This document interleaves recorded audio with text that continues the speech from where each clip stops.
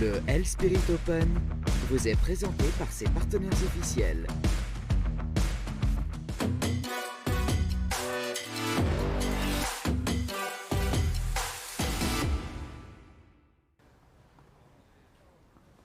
Bonjour à toutes et à tous, bienvenue dans ce nouveau numéro du magazine consacré au L Spirit Open, le tournoi de tennis ici à Montreux qui révèle les championnes de demain.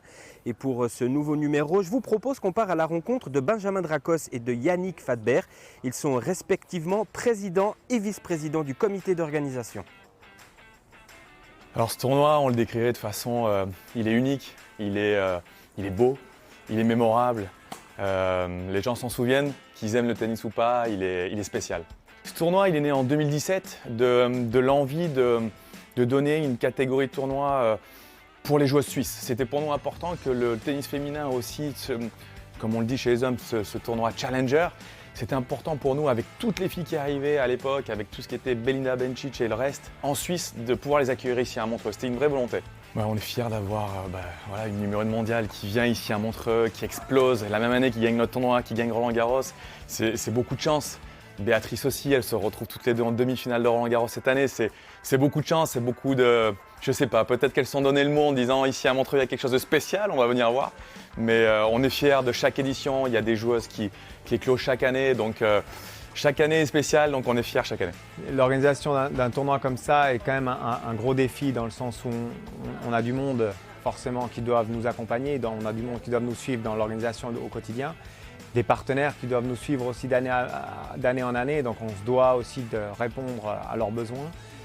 Et puis voilà, avec la période économique qu'on vit, c'est quand même toujours aussi satisfaisant de pouvoir avoir un nouveau partenaire par exemple, parce que c'est eux qui font vivre le tournoi. Alors je dirais il y a 6-7 ans quand on a démarré, c'était vraiment par liens amicaux qu'on allait chercher ces partenaires. C'était des gens qu'on connaissait, des gens qui gravitaient autour du tennis. Petit à petit, on a réussi à faire que ce tournoi devienne de plus en plus professionnel et on a eu aussi des sponsors un peu plus, je dirais, professionnels aussi, des plus grosses entités. Qui demandent qu'ils étaient aussi plus exigeants. Donc, mais après, c'est souvent par contact. C'est des gens qui nous donnent des contacts. Ah, tu devrais essayer, tu devrais l'appeler. On les appelle, on se voit ou on les invite l'édition précédente pour qu'ils voient le tournoi. Et c'est aussi là aussi qu'ils sont un peu plus sensibles. En tout cas, on sait maintenant que juste téléphoner ou juste faire un email, ça marche rarement. La suite, c'est toujours renforcer notre catégorie et pouvoir évoluer aussi en termes d'accueil avec nos partenaires. Nos spectateurs, toujours avec les entrées libres, pour nous c'est très important. Et encore développer tout ce qui est autour du tennis, pour pouvoir venir voir du tennis, mais pas que.